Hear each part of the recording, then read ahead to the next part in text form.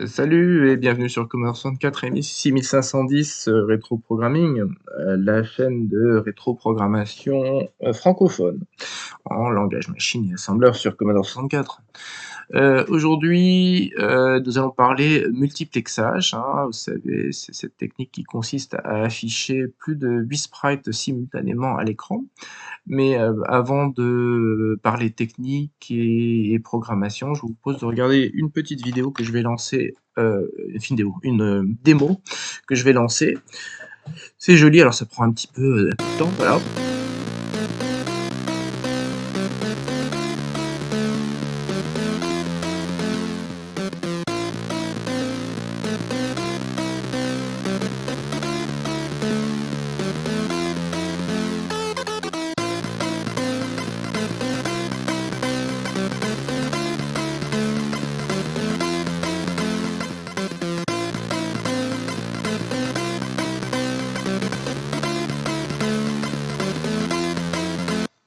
Alors, désolé, je viens d'arrêter le rêve.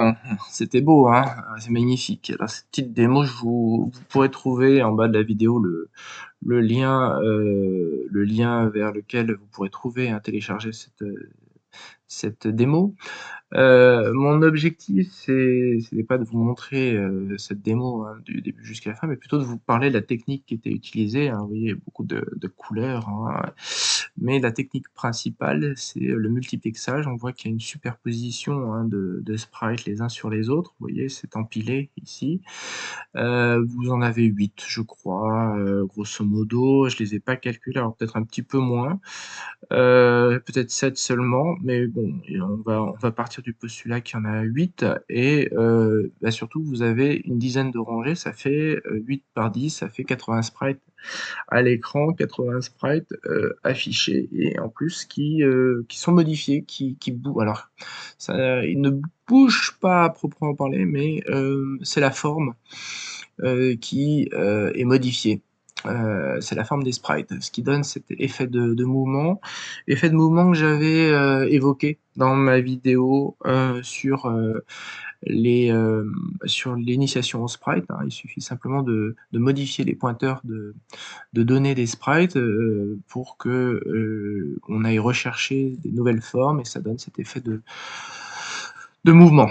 Alors, voilà, écoutez, j'espère que cette petite démo d'introduction vous a plu. On va attaquer le dur et on va essayer de faire presque à l'identique ce qui s'est passé à l'écran. Alors, petit rappel de définition, hein, de termes que je vais utiliser dans cette vidéo, hein, pour éviter des malentendus. Je distingue le multiplexage et le multiplexeur. Le multiplexage de sprite, c'est la technique qui va consister à afficher plusieurs fois le même sprite à l'écran du Commodore 64, et c'est une technique qui permet de dépasser la limite matérielle du Commodore 64 qui ne dispose que de 8 registres distincts, vous savez, pour définir à la fois la forme, la couleur et les coordonnées d'un sprite. Et le multiplexeur, ça désigne la routine en langage machine qui va vous permettre cet affichage de plus de 8 sprites à l'écran. Un autre petit rappel, c'est, vous vous souvenez qu'une image sur le Commodore 64 est construite ligne par ligne, grâce à un faisceau de balayage de l'écran qu'on appelle souvent raster. Raster qui veut dire la matrice, normalement c'est la grille, et c'est une contraction de raster beam. J'ai fait une vidéo à ce sujet pour expliquer comment ça fonctionnait ce raster. Mais ce qu'il faut retenir ici, c'est que l'image affichée par le Commodore 64 s'effectue ligne par ligne.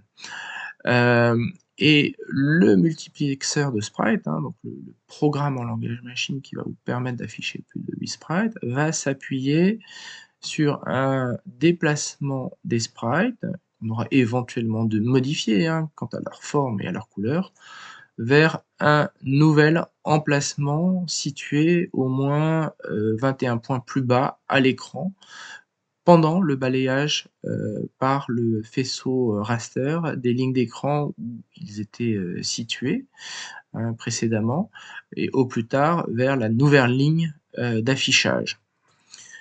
Alors, si vous observez maintenant ce que vous voyez à l'écran, j'ai essayé de représenter au travers de numéros un affichage de sprite hein, sur un écran du Commodore 64. Alors, vous imaginerez que cette cellule, ça correspond à un écran, et cette cellule correspond à un autre écran. Donc, c'est un affichage théorique. Vous avez les 8 sprites qui sont affichés sur une première rangée. Les mêmes 8 sprites sont affichés sur la même rangée. Vous voyez que c'est un affichage de type colonne, en quelque sorte, assez régulier. C'est une technique qui est utilisée dans beaucoup de jeux, dans les fins de tableau, vous avez un boss hein, à dégommer, à attaquer, alors on n'utilise peut-être pas toujours 8 sprites, c'est quelquefois plutôt, allez, 4 sprites, donc ça va être le gros ennemi à abattre, dans les shoot 'em up ou les jeux de baston par exemple. C'est également la technique qui est utilisée dans la démo que je vous ai présentée en début de vidéo. Donc si on continuait ici, bah, on aurait 0, ici on aurait 1, 2, 3 et ainsi de suite sur 10 rangées. Donc ça fait 10 x 8, 80 sprites affichés à l'écran. C'est la technique basique, pas trop compliquée. C'est un peu la technique de débutant. Et puis vous avez une technique un peu plus sophistiquée qui consiste à utiliser, à perfectionner votre routine hein, multiplexeur. Alors j'ai essayé d'expliquer ici à l'écran comment ça se passait. Hop. Alors ça repose, l'autre technique va reposer sur votre routine multiplexeur va vérifier où sont situés vos sprites et va réafficher prioritairement les plus éloignés sur l'écran. C'est-à-dire que si vous, je vais essayer d'être un petit peu plus clair. Si votre sprite 0, votre sprite 1 et 2 sont les premiers affichés en haut de l'écran, eh bien, ça va les afficher après les sprites 3, 4, 5, 6 et 7, toujours dans le même ordre, plus bas. Pourquoi? Parce que comme je vous l'ai dit, le multiplexage reposait sur un système de c'est le fonctionnement du faisceau raster. Donc votre faisceau raster, il commence toujours vers le haut, vous voyez? Il va descendre progressivement. Donc quand il va commencer à balayer vos sprites 0, 1 et 2, vous pouvez à ce moment-là commencer à les positionner. Et ce qu'il faut, c'est qu'ils soient positionnés juste avant que le faisceau de balayage ait commencé à balayer la ligne où il se trouve. Donc il faut d'abord positionner le 0, ensuite le 1, le 2, le 3. Cette technique a recours à du calcul, hein, donc ça consomme évidemment des cycles, mais au moins elle a le mérite de bien optimiser le faisceau de balayage, alors que ici, vous voyez dans cette technique, bah, il faut immédiatement positionner les sprites une fois que le balayage intervient, donc il faut aller très, très vite. Bon, elles sont pas incompatibles, hein, ces 2 techniques, elles sont un petit peu différentes, il faut les traiter différemment, c'est tout. Voilà pour l'explication des 2 techniques. Une dernière chose aussi, c'est que oui, alors je vous ai dit que vous pouviez positionner les sprites tant que le faisceau de balayage n'avait pas atteint la ligne où vous voulez les repositionner. En revanche, si vous modifiez la forme et la couleur au moment où le faisceau de balayage est sur la ligne hein, qui les balaye, et bien à ce moment-là, la modification de la forme et des couleurs interviendra dès que bah, le sprite est sur la, la ligne hein, de balayage, contrairement à la position. Voilà pour la petite explication technique du fonctionnement du multiplexage des sprites. Je vais vous montrer maintenant un petit programme en langage machine que j'ai réalisé. Je le lance. Avec la petite flèche, je vais vous décrire un petit peu ce qui se passe à l'écran. Bah, c'est à peu près ce que vous avez vu dans la démo, mais en nettement moins joli et en nettement moins beau et sophistiqué. Bon, d'abord, il n'y a pas de déplacement, c'est un affichage fixe. Mais l'idée, c'est pas de faire mieux ou aussi bien, c'est plutôt de comprendre comment ça se passe à l'écran. Il y a bien 80 sprites affichés. Ces 80 sprites qui sont superposés en colonne, les uns à la suite des autres. Donc vous avez bien vos 8 sprites ici sur une première rangée, une deuxième, une troisième rangée. Vous avez 10 rangées de sprites. Il n'y a pas d'effet de scintillement, hein, flickering en anglais. Et c'est peu ou prou la même chose, hein, c'est la même technique qui a été utilisée dans la vidéo, hein, cette superposition des sprites en colonne. Alors, une petite chose, vous savez que les sprites font 24 sur 21, donc ici mon affichage va consister à... Alors là je suis en ligne 50, donc j'affiche mes sprites en ligne 50, et puis 21 lignes plus bas, j'attends que... Enfin, j'évite que le faisceau... Je réaffiche, hein, mes sprites 21 lignes plus bas, avant que le faisceau raster n'ait atteint la ligne suivante, et ainsi de suite. Voilà en quoi consiste le programme que je vais vous montrer et vous détailler tout de suite. Passons maintenant aux routines, hein, qui m'ont permis d'afficher ces 80 sprites à l'écran. Il n'y a pas une routine, il y en a deux. La première que je vais vous présenter là maintenant n'a pas recours aux interruptions. Et la deuxième routine aura recours au système d'interruption multiple même. C'est pas simple ou double ou triple, vous verrez qu'il y en a plusieurs. La première routine n'a pas recours aux interruptions, en revanche, elle va désactiver les interruptions du Commodore 64. Pourquoi? Parce que tout simplement, vous avez vu que je continue à utiliser le BASIC du Commodore 64 en fond d'écran. Donc ça veut dire que je n'ai pas désactivé la ROM du BASIC, et j'ai encore moins désactivé la ROM du kernel. Ces deux ROM ont recours au système d'interruption à plusieurs titres, et ça ralentit évidemment le fonctionnement des programmes. Donc c'est pour ça que vous voyez ici dans ma routine qui commence en 49 152, j'ai désactivé les interruptions. Ici, c'est une des lignes du code. Mais bon, la toute première chose que j'ai faite, celle qui est importante, c'est d'activer l'intégralité des 8 sprites en plaçant la valeur FF dans le registre D015, qui est un registre commun à tous les sprites. Chaque bit du registre correspond au sprite dont le numéro est identique, hein. C'est-à-dire que le bit 0 correspond au sprite 0, c'est le premier sprite. Le bit 1 correspond au deuxième sprite, et ainsi de suite, jusqu'au bit 7 qui correspond au huitième sprite. Donc en activant le bit du registre D015, eh bien, j'active l'affichage du sprite correspondant au bit activé. Comme je vous l'ai dit, je désactive les interruptions. Alors, uniquement les interruptions IRQ, je devrais préciser, puisque vous avez des interruptions NMI. Donc, c'est uniquement les interruptions IRQ qui sont désactivées à ce stade. Et qu'est-ce que je fais? Je commence par placer en X l'intégralité de mes sprites. Alors, je suis parti de la valeur 70 et j'ai ajouté à chaque fois 24. Pourquoi 24? Parce que les sprites obéissent à une forme, hein, qui répond à une grille de 24 points sur 21. 24 points en largeur et 21 points en hauteur.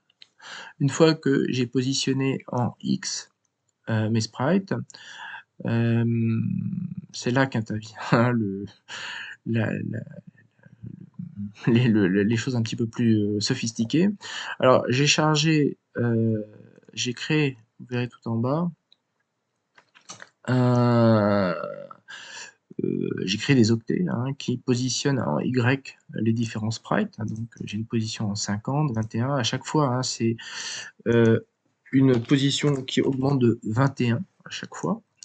Donc, ici, ce début de routine va aller chercher une valeur ici, qui va correspondre à ma position en Y de mes sprites. C'est indexé avec X. Alors, ce que je fais, c'est que je transfère la valeur chargée vers Y pour la réutiliser plus tard. Pourquoi?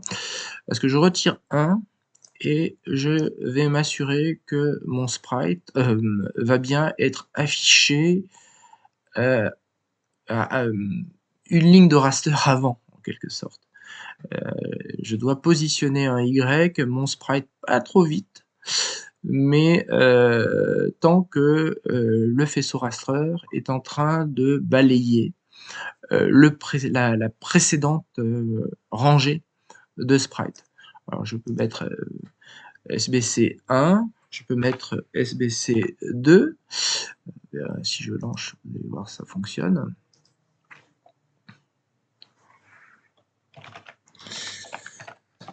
Voilà, ça marche aussi. En revanche, si je ne mets rien du tout, vous allez voir ce qui se passe. C'est moche.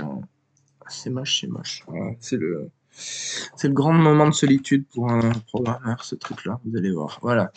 Vous voyez, ça veut dire que le sprite était affiché au moment où le faisceau raster intervenait. Et donc, il n'est pas affiché, tout simplement, c'est déjà trop tard. On a un problème de timing, de synchronisation entre le faisceau raster et l'affichage du sprite. Donc je vais mettre ça. Donc ici, avec cette ligne, je fais une comparaison de ma valeur chargée ici, moins 1, donc ça fait 49. J'attends que le sprite atteigne cette position, et donc tant qu'il ne l'a pas atteint, eh bien cette ligne, cette partie de routine va procéder à une boucle d'attente. Une fois que le faisceau raster atteint la ligne moins 1 ici du sprite, donc 49 ou 70, 91, etc., et bien à ce moment, le reste de la routine peut fonctionner. Et qu'est-ce qui se passe? Bon, je recharge ma valeur initiale en A, celle qui, donc c'était c'est la valeur 50, en tout début de programme, et non pas 50 moins 1. Et ensuite, je place cette valeur dans les différents registres qui correspondent aux positions en Y des sprites. Alors j'ai mis sprite, mais c'est 1 à 8.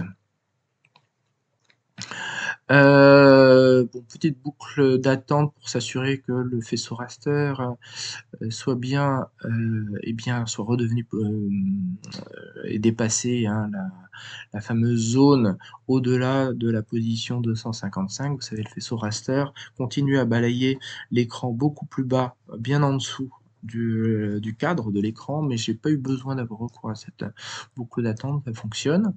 Et ensuite, qu'est-ce qui se passe? Eh bien, nous incrémentons, nous augmentons X, le registre X de 1, je vérifie que je n'ai pas dépassé 10, et si j'ai dépassé 10, à ce moment-là, eh bien, il faut à nouveau recharger, placer 0 dans X, et donc tant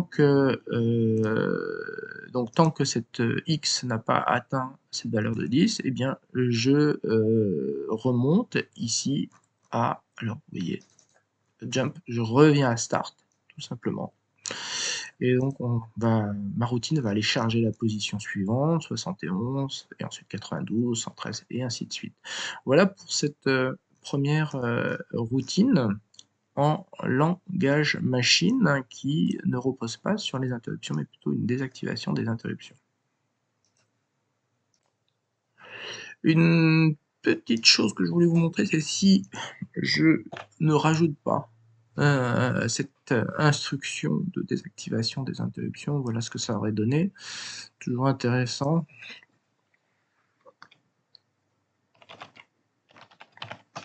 Voilà. Pas assez rapide, tout simplement. Alors voilà maintenant la deuxième routine là, d'affichage de 80 sprites à l'écran. Elle repose cette fois-ci sur la technique d'interruption multiple. Je la lance, vous allez voir à quoi ça ressemble.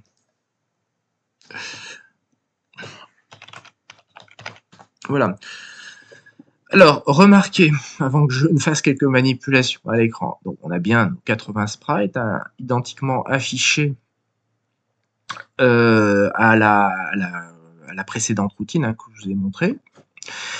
Remarquez le scintillement rapide du curseur du Commodore 64, c'est parce que j'ai recours à des interruptions multiples et donc normalement le scintillement du curseur de souvenir n'intervient que à chaque balayage du faisceau raster. Là en fait je le fais scintiller à chaque fois que je provoque une interruption et il y a 10 interruptions.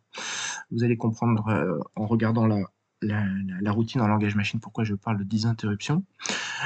Donc vous avez un effet de scintillement qui est multiplié par 10. Et je vais maintenant bouger le curseur. Vous voyez, ah, ça bouge un petit peu.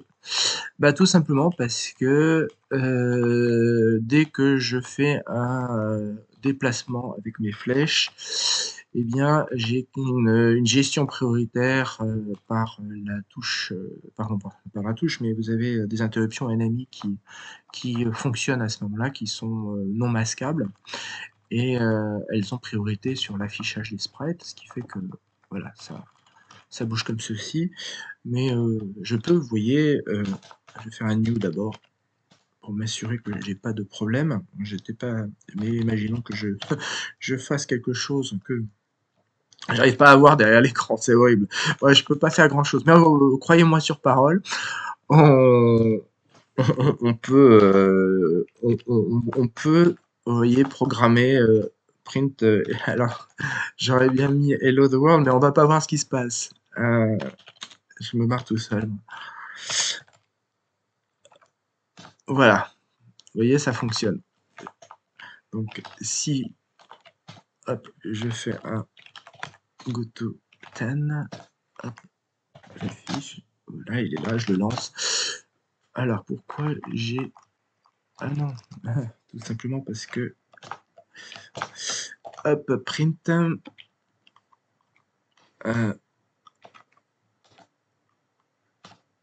Voilà, ça va marcher. Voilà. Bon, il y a Hello the World, mais the world est dissimulé par les sprites. Vous voyez, on peut utiliser le basique. Alors voilà à quoi ressemble cette deuxième routine, routine d'affichage de 80 sprites à l'écran. Cette fois-ci, elle repose sur un système d'interruption multiple que je vais vous décrire. On commence par paramétrer ici avec ces premières lignes de code les interruptions. Qu'est-ce qu'on fait? On désactive les interruptions IRQ. Alors, hop, ici, j'ai un petit problème. Je me suis trompé. C'est ici, sur la ligne. Voilà. Alors, on désactive les interruptions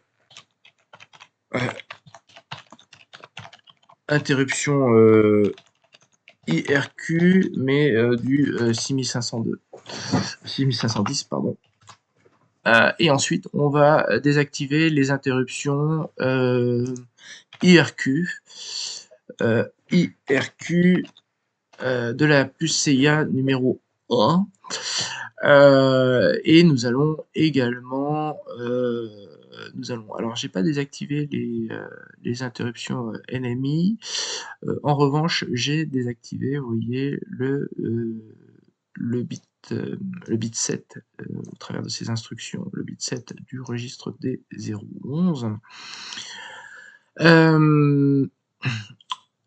Pourquoi? Parce que c'est ce qu'on appelle le 9e bit du registre de contrôle de la ligne des interruptions raster liées au faisceau raster. Vous avez 2 registres, le registre D011 et le registre D012 qui est un peu plus bas. Et le registre D011, le bit 7 va contrôler, correspond au 9e bit du registre. Il va contrôler, permettre de provoquer des interruptions au-delà de la position 255 s'il est activé. Mais donc moi ça ne m'intéresse pas, donc je le désactive. Et ici, au travers de ces 2 instructions, je valide en quelque sorte mon choix de désactiver les interruptions IRQ faites sur les interruptions IRQ de la puce CIA numéro 1, mais également les interruptions de la puce CIA numéro 2. Alors je crois que cette ligne-là, je l'ai mise de trop, elle n'est pas nécessaire, puisque je n'ai pas désactivé les interruptions ennemies liées à la puce CIA numéro 2. Ensuite, qu'est-ce qui se passe? Je modifie le vecteur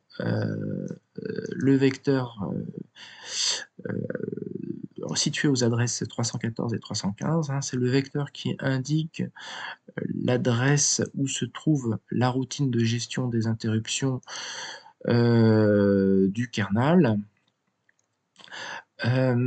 Et ensuite, au travers de en plaçant la valeur 1 dans le registre D01, eh bien, j'active les interruptions. Alors, c'est des interruptions IRQ raster. En fait. Et je réactive mes interruptions IRQ du 6510 avec cette instruction CLI. Alors ici, simplement, vous voyez, je place l'octet de poids faible à l'adresse 314 et l'octet de poids fort de ma nouvelle routine de gestion des interruptions à l'adresse 315 et IRQ est ici. Vous voyez, ça va être tout ceci, ma routine de gestion des interruptions. Alors qu'est-ce qu'on fait? C'est pas très différent du précédent programme, j'active tous les sprites et je commence par placer mes sprites en position X, tout simplement, de la même manière que la précédente routine. Donc on part de la valeur 70 et on ajoute 24, et puis ensuite on termine la routine principale par un RTS qui me permet de revenir au basique. C'est court, c'est très simple, et la routine de gestion des interruptions se trouve à proprement parler ici, je vous l'ai décrit.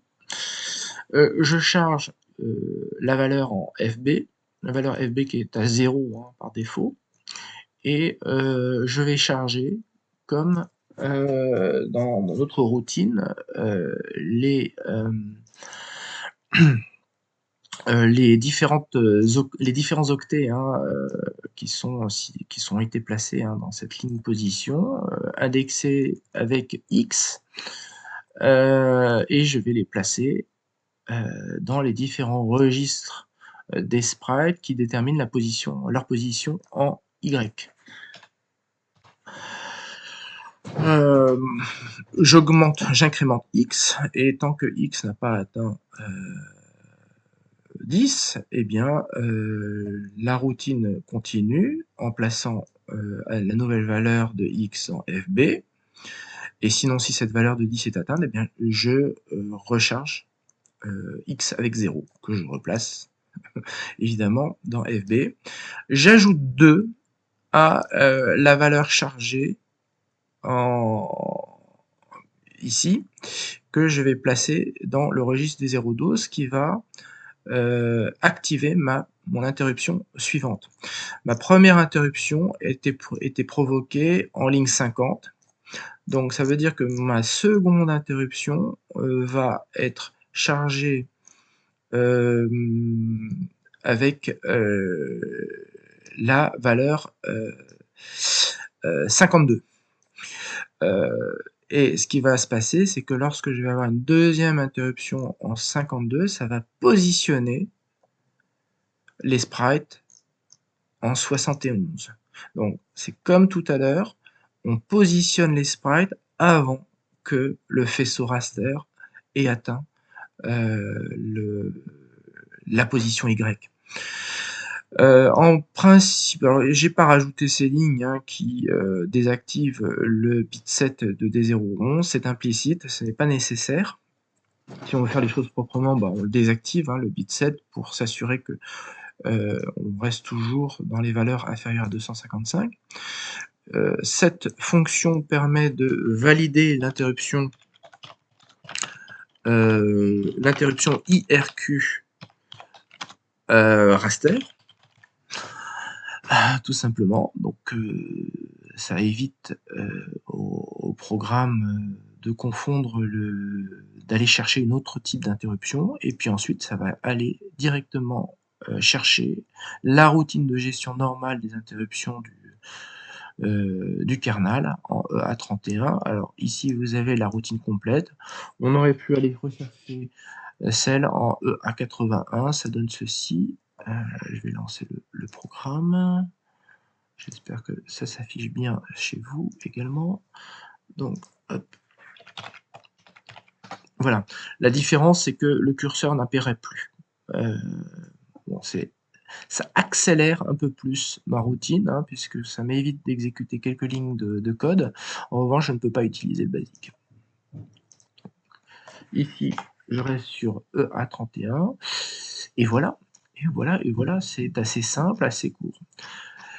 Et bien maintenant, vous savez tout sur le multiplexage. C'est une vidéo qui était peut-être un petit peu plus rapide que les précédentes, parce que elle s'adresse à...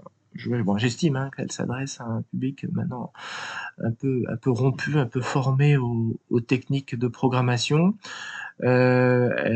J'espère avoir été clair, et je vous dis à bientôt.